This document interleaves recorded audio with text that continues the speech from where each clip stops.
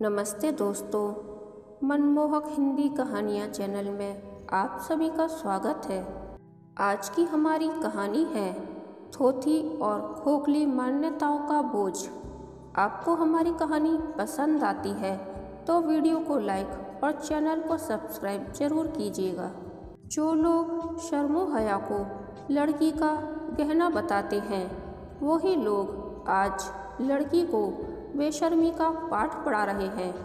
क्या है इस दोगलेपन की वजह? ये आक्रोश भरे शब्द मेरे भीतर हृदय से निकल रहे हैं। जहाँ ज्वालामुखी सुलग रहा है, उसी का लावा शब्द बनकर फूट रहा है। अभी हाथों की मेहंदी को छूटे महीना भर ही हुआ है कि खुशखबरी की फरमाइशें होने लगी। बहू हमारे घर नन्ना मुन्ना कब आएगा? अब देर नहीं, भले ही दूसरा बच्चा 5 साल बाद कर लेना। माँ जी उम्मीद भरी आवाज़ में कहती। मैं सकुचा कर पैर के अंगूठे से जमीन को रेतती रह जाती। इतनी जल्दी? अभी तो निखिल को ठीक तरह से जान भी नहीं पाई हूँ मैं। वैसे भी अरेंज मैरिज में होता भी तो यही है, 2 अजनबियों को माँ बाप एक ही छत के नीचे ताउम्र रहने को बांध देते हैं। एक घर, एक ही छत शेयर करने तक तो ठीक है, फिर तुरंत ही एक ही बिस्तर शेयर करना और फिर तुरंत ही बच्चा। मेरी कड़वाहट का एहसास घर भर में सिर्फ निखिल को है। सगाई और शादी के बीच मात्र 15 दिनों का अंतराल, उसमें सिर्फ 2 बार फ़ोन पर हुई औपचारिक बातचीत क्या किसी को इतना करीब ला सकते हैं? इतना करीब जहां से सृजन की कल्पना की जा सके।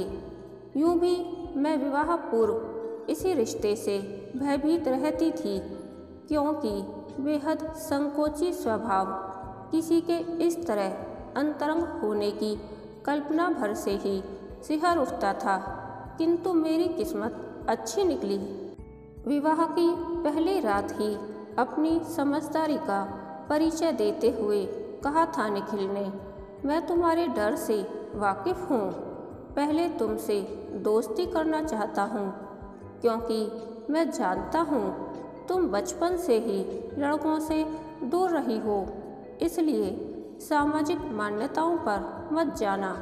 मेरी ओर से तुम पर कभी कोई प्रतिबंध नहीं होगा। तुमसे गहरा भावनात्मक संबंध कायम करना चाहता हूँ। जब खुद को तुम्हारे भरोसे के काबिल महसूस करने लगूंगा, तभी तुम्हें हाथ लगाऊंगा। अपने अधिकारों का इस्तेमाल करके एक हृदयविहीन तन को जीतना न प्रेम होता है, न ही पौरुष। तुम्हें जितना वक्त लगे मैं प्रतीक्षा करने को तैयार हूँ, मगर प्लीज़ कभी भी बेमन से या डर से समर्पण मत करना।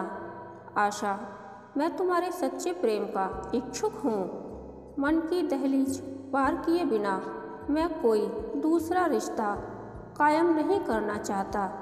मैं आश्चर्यचकित हो गई।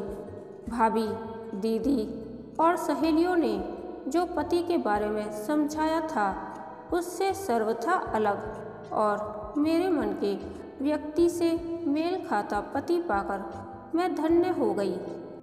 और फिर 2 ही दिन बाद मैं मायके आ गई।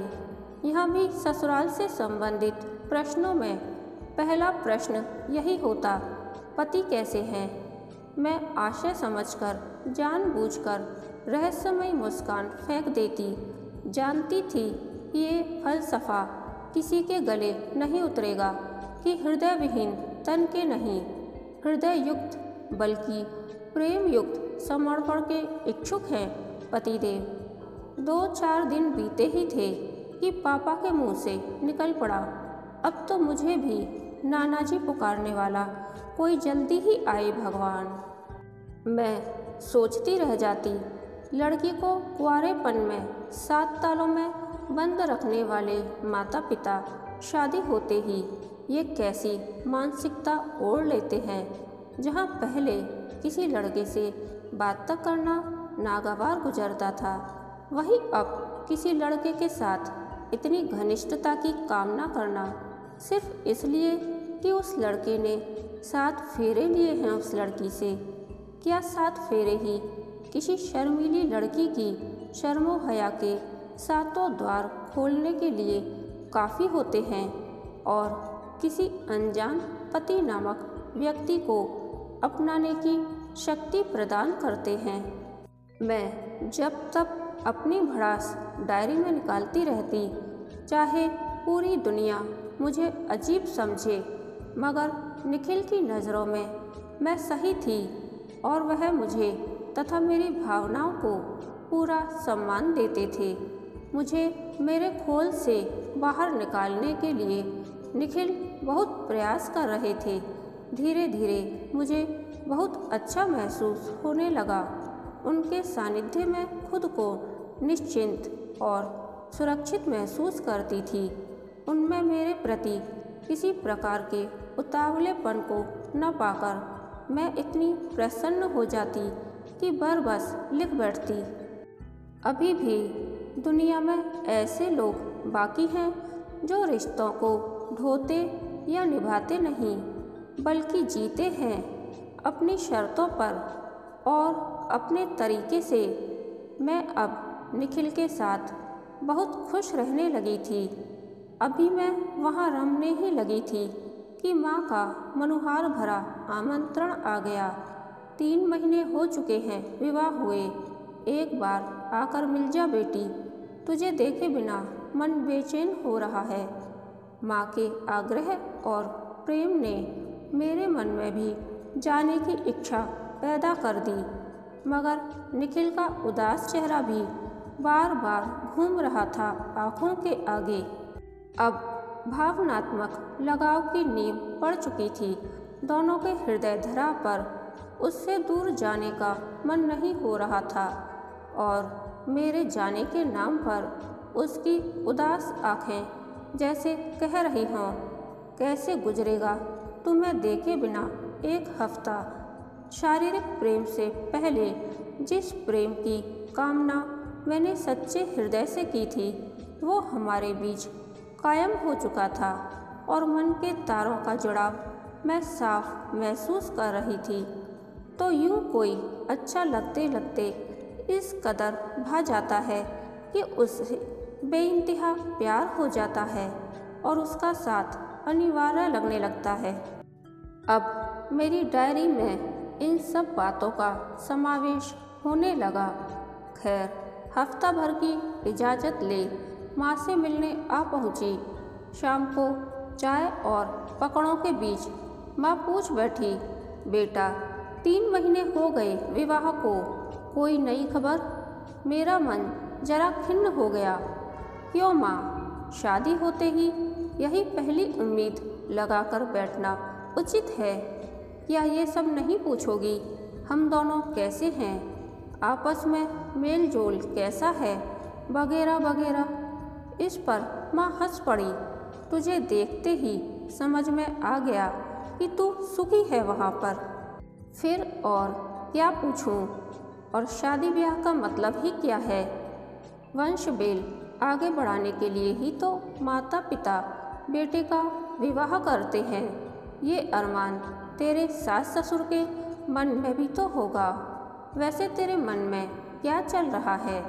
अगर फैमिली प्लानिंग का भूत हो तो एक के बाद ही अपनाना वो सब चोंच ले। माँ के इस वाक्य पर मैं चिढ़ गई। बस करो माँ, अभी हमने कुछ भी प्लान नहीं किया है, अभी तो हमारे रिश्ते की शुरुआत है।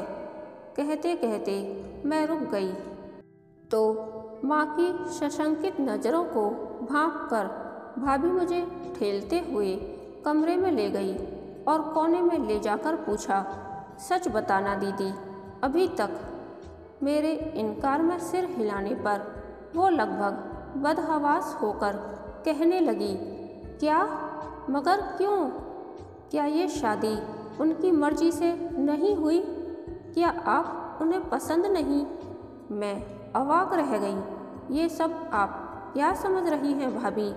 हम दोनों एक दूसरे से बिल्कुल अजनबी थे। क्या करीब आने के लिए थोड़ा वक्त नहीं लेना चाहिए? थोड़ा वक्त? 3 महीने थोड़ा वक्त होता है दीदी? ओह, इसका मतलब भाभी भी इसी मानसिकता की है। सोचते सोचते मैं कह उठी, ये मुझ अकेले का नहीं, निखिल का भी निर्णय है। फिर मेरे शर्मीलेपन को देखते हुए निखिल ने पहली बार मुझसे जो कुछ कहा उसे अक्षरश दोहरा दिया, पर इस बात से तो जैसे वहाँ कोहराम ही मच गया। मेरे शर्मीलेपन को कोसते कोसते बात निखिल के पुरुष न होने तक पहुँच गई। माँ कह रही थी, अजीब लड़का है। अरे इसने कहा और उसने मान लिया। अरे कमी है उसमें, तभी तो मान गया, वरना ऐसा हो सकता है क्या कभी? पुरुष होकर उसकी इस कायरता के पीछे जाने कौन सी सच्चाई छिपी है। ये दीदी के शब्द थे, कहीं और किसी से तो उसके संबंध। मैं हतप्रभ हैरान मुंह फाड़े कभी इसकी तो कभी उसकी बातें सुनती जा रही थी। निखिल की शराफत को, उसकी कायरता, बीमारी, चरित्रहीनता, जाने क्या क्या कहा जा रहा था, और मैं अंदर ही अंदर उबल रही थी। तभी दीदी ने एक और विस्फोट किया। तुमने कभी पहल करने की कोशिश नहीं की आशा? तो मेरे सब्र का बांध टूट गया और मैं चीख पड़ी, बंद करो आप सब लोग ये बकवास। क्या दोहरी मानसिकता है? शादी से पहले जिस लड़की को सदैव लड़कों से दूर रहना सिखाया जाता है, उसी लड़की को शादी होते ही कौन से बेशर्मी के पंख लग जाते हैं कि उसे ऐसा करना चाहिए। मैं बुरी तरह थक गई थी। उस बहस को मैंने 2 वाक्यों में समाप्त किया। ये हमारा नितांत निजी मामला है और इसमें बोलने का हक मैं किसी को नहीं देती। मेरे तीखे तेवर और शब्दों को सुनकर सभी चुप हो गए। मेरे जीवन की ये सबसे कड़वी याद है, जिसे मैं जेहन से जितना निकालना चाहती हूँ, उतनी ही ये मेरे मस्तिष्क में चिपक सी जाती है। आज विवाह के 25 साल बाद डायरी में मैंने इस बात का जिक्र किया है, क्योंकि आज यही सवाल मेरी बेटी मुझसे कर रही है। मम्मा, मोहित और मैं एक दूसरे से बिल्कुल अनजान हैं, मगर मैं जानती हूँ कि आपने उसे मेरे लिए चुना है, तो ज़रूर कुछ सोचकर ही चुना होगा। मुझे आपके निर्णय पर कोई ऐतराज़ नहीं, मगर मुझे शादी से थोड़ा सा डर लगता है। कहते कहते उसकी पलकें झुक गईं। मैं समझ गई कि मेरी बेटी भी वहीं पर खड़ी है जहां 25 साल पहले मैं खड़ी थी। पढ़ाई लिखाई में अव्वल रहने वाली मेरी बेटी प्यार मोहब्बत और लड़कों से सदा दूरी रखने वाली मेरी ही तरह संकोची है। लेकिन मोहित भी कम समझदार नहीं। उसकी समझदारी की वजह से ही मैंने और निखिल ने उसे अपनी बेटी के लिए पसंद किया है। उसके डर को भांपकर ही मैंने अपनी डायरी जानबूझकर उसके कमरे में छोड़ी, जिसने उसके डर से बाहर निकलने में उसकी मदद की।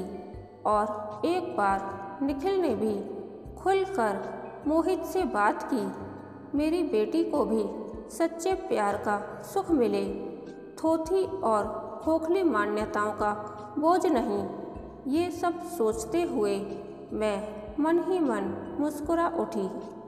कहानी के अंत तक बने रहने के लिए धन्यवाद। यह कहानी आपको कैसी लगी, प्लीज़ कमेंट करके बताइए।